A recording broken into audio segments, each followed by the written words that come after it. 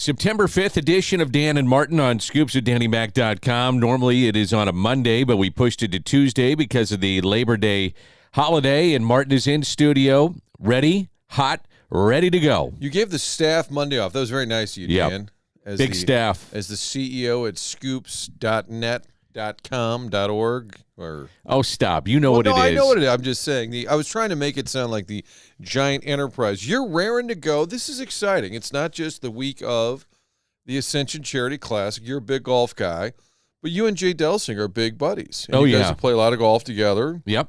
A lot of golf together, and now today I will be caddying for him in the Pro-Am and again tomorrow. Did you caddy growing up? I did not. I was a caddy at Algonquin. They could have written Caddyshack based on my experiences. 1,000%. That's the same thing I lived through. This is about 6th, 7th grade, so you're kind of a dorky 12, 13-year-old. What I remember is you started as they would mark your little card. You either an A caddy or a B, so like JV or varsity. And when you started out, you're a B. I swear to you, Dan, it was $5.50 a loop. Oh, I'm sure. What does a round of golf take? At least 4 hours. Yep. Let's do some math here. You better hope somebody's tipping. Where was Norma Ray when you'd make five? The guy might give you $7, and then you'd go to the damn Caddyshack stand and buy Hostess, a hot dog, like Spalding. Yeah. We're all a bunch of little fat kids buying stuff, and I'm like, I lost money by caddy. Most caddies, depending on where you go, kind of look at it that way, is that you got to get the right guy that's going, or gal, that's going to tip you, because the base is just not worth, if you were just going on an hourly wage, more times than not, it's just not worth it. I think our parents were in on it. It was babysitting. And it was like a Saturday morning. You'd get up there at 8 a.m., and we sat on the caddy bench, and Tim Fleming was his name, and he was the caddy master. He'd come on and say, I got a loop. And he would just kind of like look around. It was like recess getting picked for kickball. The key, though, is, if you're a good caddy, is gaining relationships in the business world. Sure. And that's the key. Well, I think it's evolved now. Now these kids are getting $100, $50. Yeah. I mean, they're getting. My godson Joe Gilmore was like caddy a couple of years ago. Came home with $100. I said that was like a month's worth for me. For sure. So it's evolved. But my question for you, Dan, I'm free today. I know. But are you weighing in a lot? Does a guy like Jay Delsing want you? Is it just more for camaraderie? And you know what's amazing, and playing with him a lot, especially at Norwood, is he really does know every nook and cranny of the course. So he pulls one left, pulls one right. He knows which tree it is and what he has to do. And we made we kind of made a little friendly wager in that you have a shooter that'll tell you the distance of where you're at. And I would say, all right, take a guess. I would say 90% of the time he was within 2 to 5 yards of how far it was without looking at the shooter. He just knows it He just knows it. So I'm just there to clean his ball, hand him a club, and make him laugh, which is what I'll do. And he holds the course record. You didn't know 64. No, I think it's a great nugget. I think I knew it, but I had forgotten. I was out there on Monday talking to all the Jays. Jay Williamson was out there, Jay Delsing, and it's fun having some local flavor. I think you have to have that. I think you have to. These guys are ambassadors for the game of golf. To me, Jay Delsing is the face of golf right now in our area. How many tour events did he play? Over 700. 700. That means he was at the John Deere. He was at the Memorial, the Colonial, whatever. He shot a 62 in Memphis. That was a course record there, too. He figured it up one day. He was building his website, and he and his kids sat there and said, Dad, how many miles do you think you've walked? Over 70,000 miles with golf. That's incredible. God, and to think how fat he is, that's unbelievable. No, he's extremely fit. Yeah. That's the whole point. He should have a very good tournament. Now, tournament golf compared to going out with Danny Mac is a different deal. However, he is really prepared for this, and I'm just hoping for the best. I hope he has a great showing. It's going to be a fun week. I just love the layout. I know the word build-out. Guys like our buddy Nick were going like, oh, the build-out. People don't even know what that means. It's basically all the cabanas, those white roof tents, and the look of it, it's just amazing how much there is built out and how many corporations are a part of this, and just nearly love 200. That we have that many people excited about golf. And I just love the fact the senior tour, I know it's the PGA Tour Champions. It's a little bit awkward. I don't know why it's not the Champions Tour, but nonetheless, you know all these names. Yeah. When they're walking down the fairway, like, oh, that's Colin Montgomery. Oh, Ernie Els. I've heard of that guy. Bernard Langer. Yeah. Ernie Els won 5 majors. What's really cool is that the players look at stopping in St. Louis as one of the premier stops now on the Champions Tour because of the build-out. So if you look at some of the other, and you're right, PGA Tour Champions events, you might have one build-out, which is near 18, and that's the finishing hole. Because there just aren't that many people attending. Yeah, right. And they're expecting 25,000 on Sunday. They're expecting people for pro-ams, and that doesn't happen on this tour. And they're expecting really good crowds. It picks up momentum with probably 2 months before the actual tournament. Then the final month is a real big push for tickets, but tickets have been really good. The weather's supposed to be awesome, so looking forward to the Ascension Charity Classic. How about the fact every year, the last 2 years, that this has taken place? The Cardinals have been in town during the week, but not on the weekend. And I said to Ragone, I said, this is perfect because then a lot of these guys are Cardinal fans or baseball fans. They can come in on a Monday, Tuesday, go to the game Wednesday or Thursday afternoon or whatever, and then they've got the golf all weekend. Well, this year the Cardinals are out of town, but they try and throw some perks at these guys. Hey, while you're in town, go do this. So they're offering them tickets to Guns N' Roses, and I said, wait a minute, from Cardinal baseball, although Axl Rose is probably the same age as Ernie Els. He's probably older. Yeah, it's Axl Rose is probably older than David Toms or these guys. But I just can't picture some of these older guys, and they're my age, out there grinding on the golf course and saying, who's got the GNR hookup for Saturday night? Too, is that the charities really do benefit from this. I mean, when COVID hit, they didn't even put a ball in play. They still raised nearly $1 million. It still went to charity.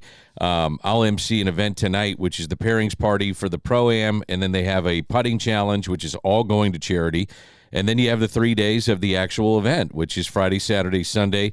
What may surprise some people is that these guys can ride in a golf cart if they want. The caddy is walking, but the guys can walk in a cart. Now, today for me, I get to walk in a cart, and I said, what do you want me to do, Jay? And he's like, just keep me entertained.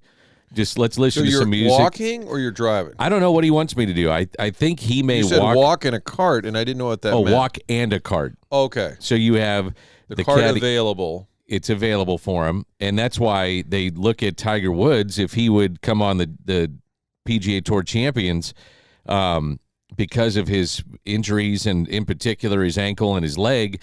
He'd be able to compete out there and still stay healthy and ride his cart right to the ball and go hit it. It'd be kind of fun to see. I could totally see him doing it, trying to be competitive in his 50s. Where else is he going to scratch that itch? And if he plays a handful of events every year, St. Louis would be on the stop. 100%. Because of what not because, everybody loves St. Louis. No, because he has said that the 2018 experience, what he had at Belle Reve, was off the charts. He loved the town. So I think it's sincere when he says, hey, I'll play some Tour Champions events, and St. Louis would be one of them. The other thing, too, is there's no other golf going on right now. So this is specific to the schedule of golf. So there's no PGA Tour event. This is the only Champions Tour event, and then they get live coverage on the Golf Channel, and it's exposure for the town. So it's a really cool event that's set up properly. All right, this is the only analogy you'll ever hear of Ascension Charity Classic with Mr. Beast. Now, are you familiar with Mr. Beast? No, I'm not. Okay, so he's a monster YouTube sensation. So my kids would watch him, and I never pay attention. I'm like, what, Mr. Beast this, Mr. Beast that. Then I heard a podcast on the New York Times about Mr. Beast, and they always tried, before they go to the commercial break, they're like, however, like there's always a catch. And like this Mr. Beast apparently raises all this money because of his views, like millions and maybe billions of dollars.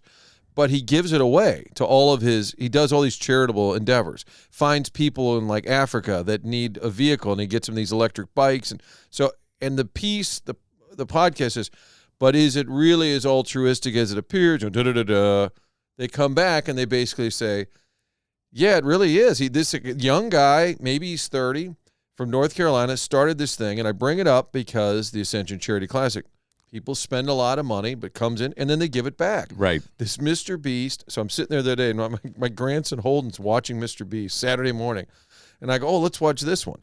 He rebuilt an entire orphanage in South Africa. Amazing. And, probably cost millions and millions of dollars, but he makes so much money from all of his views, and he gives people, he'll knock. That is a reach for Mr. Beast and the Ascension what I'm Charity saying Classic. is the money that comes in goes right back. This guy doesn't apparently live in a mansion. He just constantly gives people cool stuff. And they specifically wanted to go to Nick North County. is Mr. Beast. There you go. They That was a long way to go. Wanted to go to North County, and we all know that North County has taken a lot of hits, and this is specific for that region. Brian Williams is the rep out there. He'll be repping the various entities of North County to see where the charity State money senator, goes. I believe Brian he Williams. is Probably an up-and-comer in the political world. For sure he is. Mike Keogh will be out there. He's running for governor. So you do have some political figures that will come on out and support the event. But generally speaking, it's about golf, and it's about raising money. And I just think they do a hell of a job. Steve Spratt is another guy that is involved with Ascension. He is their either VP. He's VP of Marketing, president of the Ascension Charity Classic. I was out there 2 days ago with my son, and we played with Jay Delsing. And they're just running around, crazy, but it goes off without a hitch. Like, these are the first real days of the event. And as you mentioned, the build-out is going on. But they're running around making sure the volunteer tent is right. All the volunteers know where they're supposed to go. What about food for the caddies? What about parking? I mean, there is so many different things that go into this, but they run it very smoothly, and this is considered one of the best stops on that tour. Looking forward to it.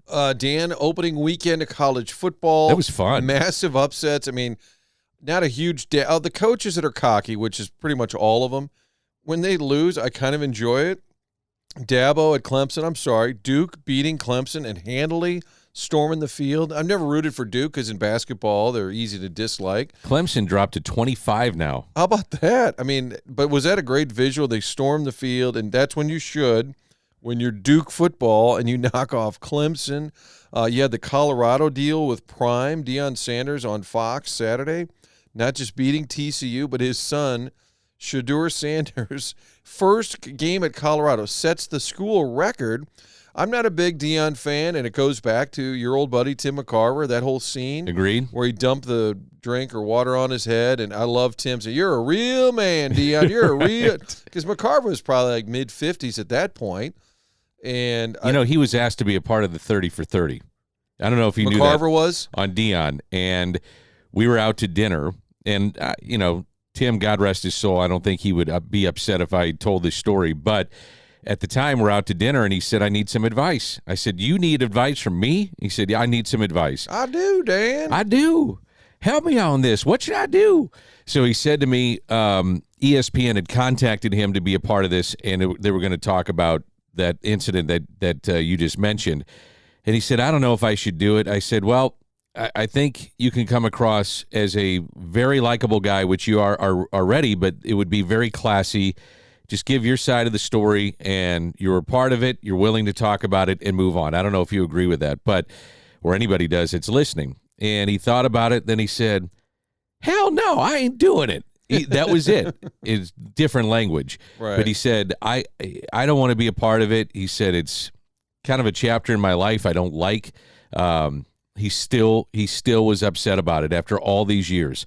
That I'll never forget it. We're in a restaurant in New York when it happened. The producer called that day to ask Tim about it. Tim was mulling it over, and then we went to dinner, and he talked about it. And there's some stories behind the scenes that I'm not going to tell, but he said, I was considering it, and he said, the hell with it. He said, I'm not doing it, and it's a chapter in my life I really don't want to address. He didn't want to talk about it, but also maybe he's not looking to be no olive branch either. Like, that's kind of where he was going. Yeah, like, he looked like an ass. Let's leave it alone. That's exactly. It is what it is. I'm not going to go back and rewrite history. I could see him saying it that way, and I would probably be the same way. And why am I going to add to something that's that's going to benefit Deion in this 30 for 30? So he just said politely, he said, nope, don't want to be a part of it, and just moved on. Now, all of that said, I'm not a big fan. He is all about Deion. That's his act. That's his shtick. That's great. 87 transfers, bro. They backed it up, bro.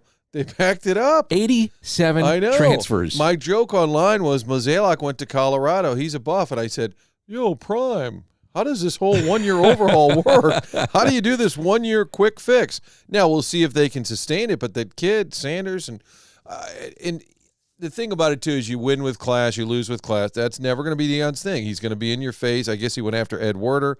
I don't know what Ed Werder had said about it. Some people thought it was a joke that he got the job. There's no doubt. I don't know that it was.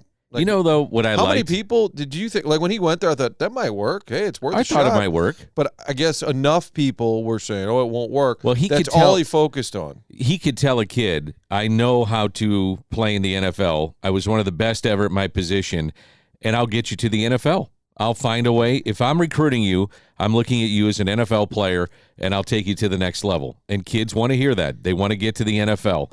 And so that's the selling point that he has. I saw a clip with him that I really did like, and you can take it any way you want, but he said, I don't care what you think. I'm happy in my own skin, and this is how I do things. I know who I am, and I don't need to hear from you. And so you can write whatever you want, you can say whatever you want, but I'm happy with who I am. And he went through a lot of tough times after he played. There was tough times afterwards, and then kind of got out of that to get where he is today. So I appreciate that. Well, I love the fact he went to Jackson State. You know, I was a big Walter Payton guy, so he did it. He went to that level, and it started a trend. You got Eddie George still coaching.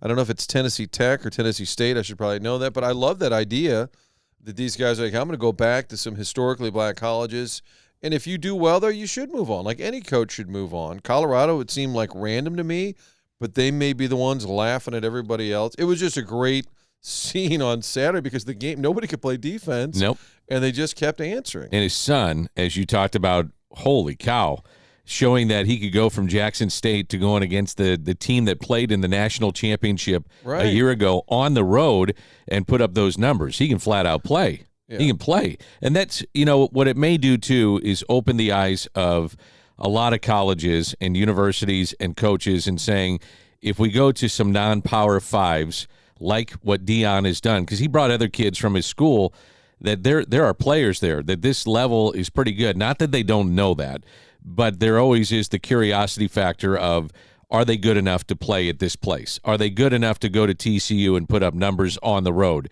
And the question, or that question has been answered for some of them, that they can do this, that they are good enough to play at a Power 5 and put up numbers and be as competitive as anybody else. It used to be only in college basketball could you have a 1-year turnaround. You get a couple of kids in basketball. Absolutely. It's quickly you can turn around. One superstar, you can turn it around.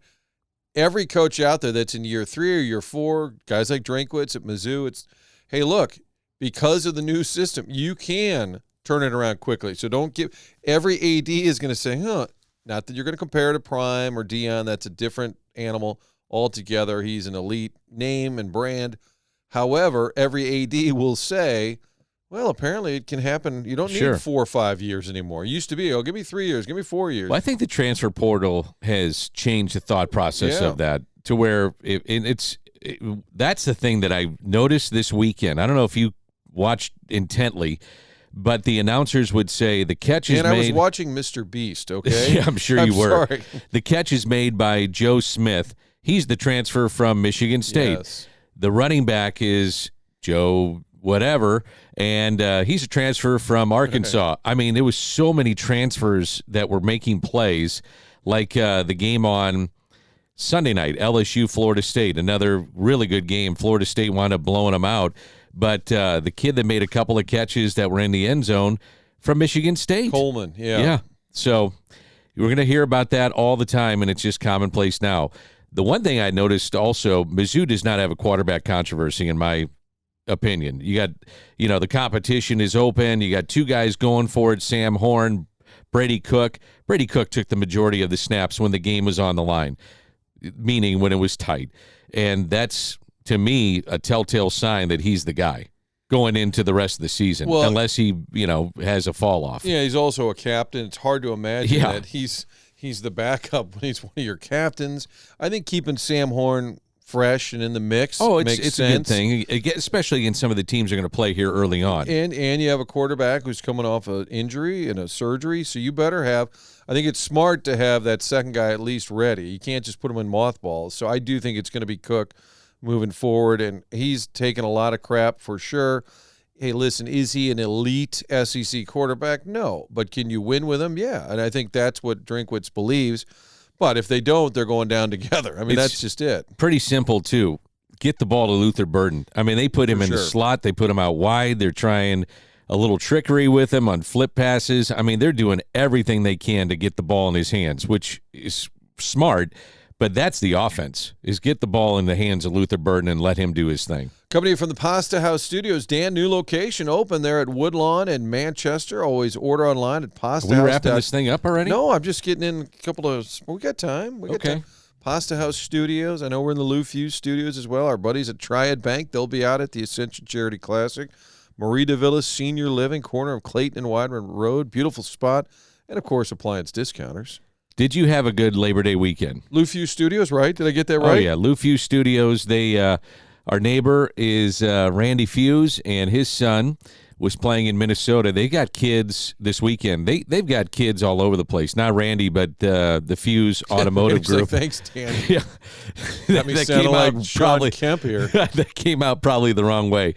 They got kids that they're helping all over the place with the various programs that they do, and what they've done with City, who lost this weekend 2-1 against Kansas City. But did you see the crowd that wound up going to Kansas City to rep St. Louis? It was amazing. My cousin John was there. His daughter's playing soccer at Rockers, and so they play colleges play Friday and Sunday. So they happen to be in KC on a Saturday. Sends me a note and said, "This is unbelievable." Not that they took over the stadium, but it was so prominent with St. Louis people. And then I read, it was Tom Timmerman's article, said it's the first time Sporting KC has had a regular season sellout.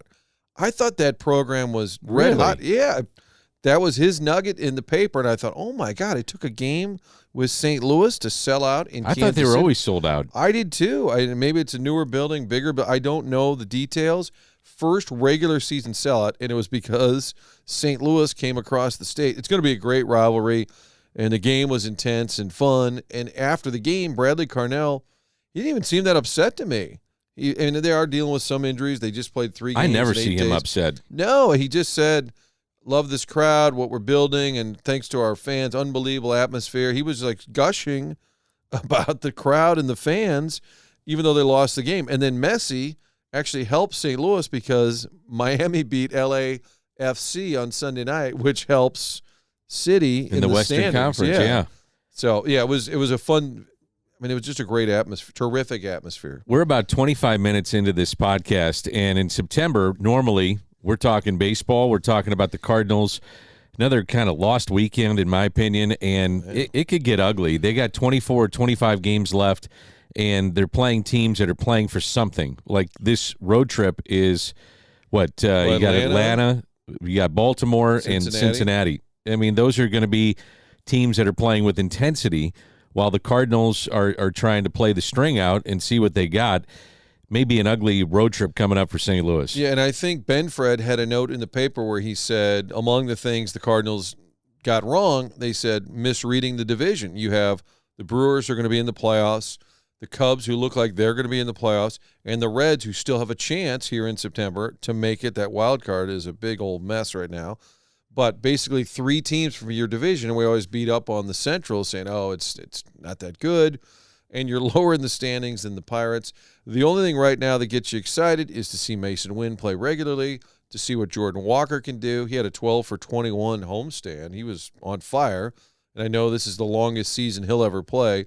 But after that, even great outings from Dakota Hudson or Zach Thompson, while that's nice to see, there's no way you can say going into next year, these are guys we're counting on. You'd say, well, it's nice to know in the way back end of our depth that they're there.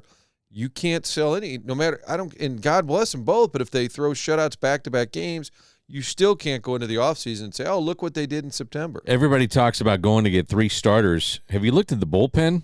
The save percentage, I think, is 62%. The save came in 1969, I think.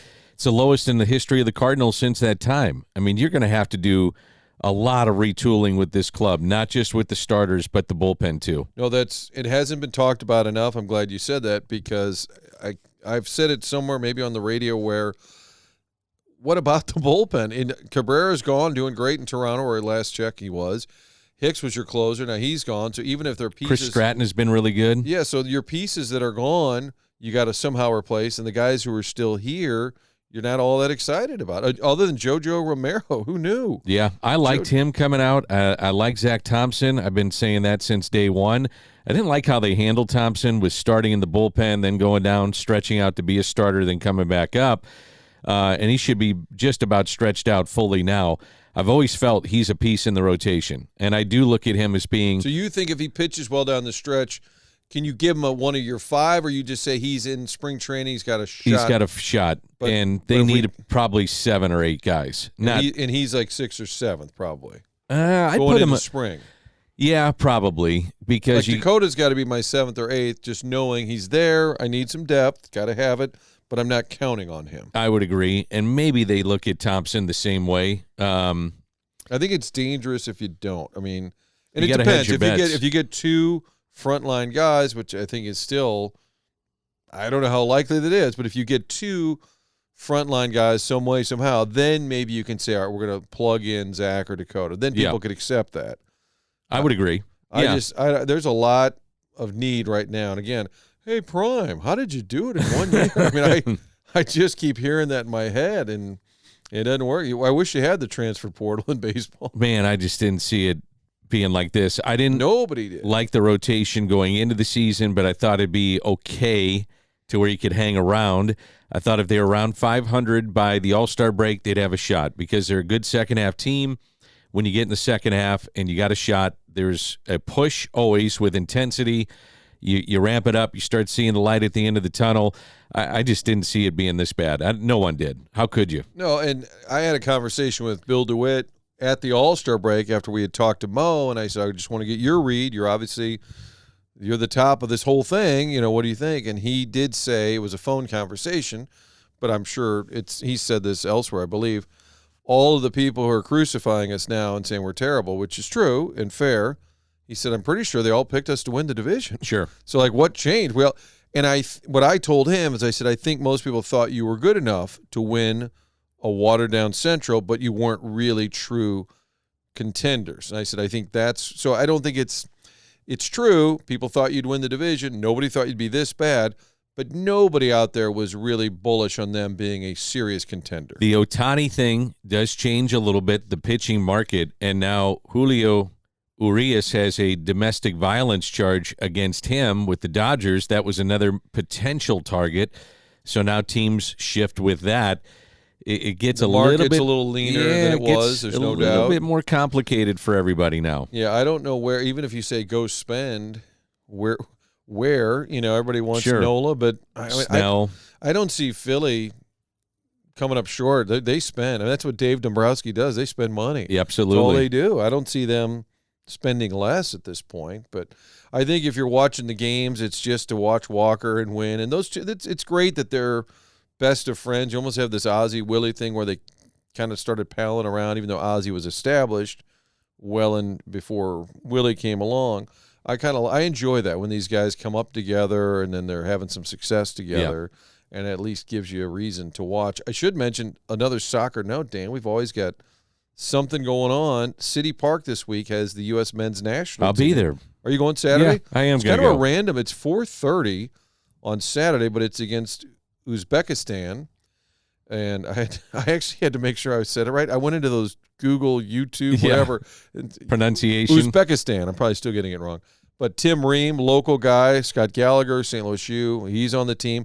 Josh Sargent, I assumed he was going to be playing. He just got injured last week, scored a goal, hurt his ankle, and he's out. His coach, he's out for months. That's the only bummers. He would have been playing because they said this is the varsity. This is the team that played over in the World Cup. The World Cup. What's the Qatar? So we would have been seeing, and they're still the top line guys minus, I think, Gio. What kind of crowd do you think it'll be? Sold out? That's a great question because I assume sellout, and then you say, hey, Saturday, 4:30, kind of a weird time. The opponent is not a big name, but it's still the U.S. men's national team. It's still a soccer-crazed town, and people that haven't been to that facility, here's a chance to go to City Park. I'm one of them. I would say close. What the impressions of the facility for you? Awesome. Oh yeah, I've been a handful of times. Last Wednesday, I stayed the entire night. That was the Wednesday game. Who the hell were they playing? Dallas, maybe. Anyway, but just the atmosphere, the crowd, and you can't script a lot of that. You have your supporters section, and they're chanting the whole game, and I don't know if they're like flares going off. Sure. Looks like you and me in the backyard on the 4th of July, but the atmosphere is great. The building. I've been trying to get the architect on the radio show. I'd put it on the podcast to explain the vision. Is that HOK? HOK locally, and then I think the designer, I think the designer's in town, had some assist out-of-town people too. But I wanted to talk about their vision, like why it looked, because everybody coming in talks about the stadium. Yep. Well, I think part of that is the atmosphere too. Right, you're right. If the stadium were beautiful, but everybody's sitting on their hands, you might not comment as much. You're right. It's hand in hand. It's like when the Dome was the worst football facility ever. Yeah, but when they were the greatest show on turf, nobody cared. No, building was great. rocking. Chicago Stadium, it's a dump. But when the Hawks were good, it was the greatest place on earth. But the stadium it's pretty slick, though, the way they've laid it out. Yeah. And the atmosphere's great. So we got the men's team in town. You got the Ascension Charity Classic. I'm turning into Douglas. I'm starting to read the schedule. I've been doing that lately because there's so many things going on. Yeah. And then Illinois plays Friday. They play at Kansas. Illinois won this weekend. Barely, but they did. That's all that matters. Beat Toledo. They play at Lawrence on Friday night. Mizzou's got Middle Tennessee, so you're not that excited about it. Then the following week, it's the K-State game. And I think that, we'll talk about it next week, is a defining game for Drinkwitz. Could be. Because you got your ass handed to you last year, so there's that element laying there. But it's also the kind of program, well, how come K-State's always better than us? How come they always win 8 or 9 games? How come we can't be that type of program? How do you get kids to Manhattan? Right. It's the checks it's have a to college be bigger town. now. It's college town, you know. You find places for kids to play. Have you done a game there? Oh, sure. Yeah. I've only driven past there going to Colorado. It's and not. And it is in the middle of nowhere. It is the little apple, man. But it's not far away. KU is not far away from Kansas City. How far is KU is close to KC? Yeah. But how far is K-State? I can't remember. Probably an hour and a half at least. Yeah. I did a bunch of basketball games there. I think I did a football game. As a matter of fact, I know I did a football game there. At K-State? Yeah. Bill Snyder was the head coach when he came back the second time. Is he still the coach? Like he always leaves and comes back. Kind of hanging around. But that's the selling point, too, is if you go to a game there, everybody shows up because what else are you going to do? It's the thing to do. Locally, Malcolm Briggs went to K-State. Glenn Zimmerman went to K-State. Dave Sharp, the great photographer, went to K-State. And then the local media well represented with the Wildcats. I am looking forward to that. I'm turning into Rick Smith. I'm looking forward to my fantasy league against my kids. Oh, boy. We drafted last night. I haven't done a fantasy league in years. So do you know enough to draft, or do you all know? It tells you who's available? Yeah, I mean, I know some of them. I know a little bit what's going on. I don't follow it religiously, but it's just fun with all the back and forth with my kids. Yep. They're so into it. They could tell you the 5th string guy and like, why did you draft him? And this is a terrible pick, and this is why. They get into it, man. They love it. Dan's like, hey, is Wesley Walker available? Dad, he hasn't played in 40 years. Well, that's what they were telling me about certain picks I had. Like, why are you doing this? And I said, I know that name. Give me Pat Tilley. He's always good over the middle. Give me a guy who'll give me a first down every now and then. NFL kicking off on Thursday night. The Chiefs. Yeah. Against Detroit, right? The Lions, yeah, which the Lions GM, and we had texted this summer about him coming on the podcast. He was a Rams PR intern, Brad Holmes. Do you remember him? Yes, absolutely, because his cousin was Alex Barron, and we always gave him a hard time if Alex would struggle. So Brad was a great guy. He's in the PR department with our buddy Rick Smith and Dwayne and Artis. I bet he's great with the media. All those guys. And then he switched over to scouting. This is when Mike Martz was still there. So Brad Holmes is in the scouting department. Just kind of moves up a little bit, and he's still in the scouting department. That's a great story. Les Snead comes in. And then Brad's still in the scouting and moves up a little bit, goes to L.A., and just kind of kept moving up over the years. And then the Lions hired him a year and a half ago to be their GM. It's an amazing story. And I texted him and I said, holy crap, Paul and Brad, you're the GM. And he wrote back, oh, thanks, man, I appreciate it. And then I said, at some point we'll get you on the radio, which obviously we haven't done yet. But, yeah, he was a Rams PR intern with our buddy Artist. Yeah, man, take it to Amos. Take it to Amos. I want to thank the good folks at Lordo's Diamonds. Jimmy Lordo, always helping out people. You have that special event in your life. Maybe you're getting engaged. Holiday season, not that far away, so always think about a gift from Lordo's Diamonds. My mom turned 80 on Monday. Happy birthday. And over the week, we took her to McGurk's to see Irish music. That was one of her requests. Had a great time. Got there early, left a little early, but saw some Irish music. Her other request was to go up the wheel, the Ferris wheel. Yeah, I've done that. And we were our buddy Steve O'Loughlin had lined it up, and then Mom was moving slow and late, so we didn't do it yet. But I said, Mom, those are the two most random choices. Yeah. I want to go up the wheel, and I want to go to McGurk's and hear Irish music. But shout out to my mom, Kathleen, who listens to the podcast. Great. And my mom, so 80th Jane birthday. too. And to shout out to Jane as well. Dan, this has been a lot of fun. It has been A great talk.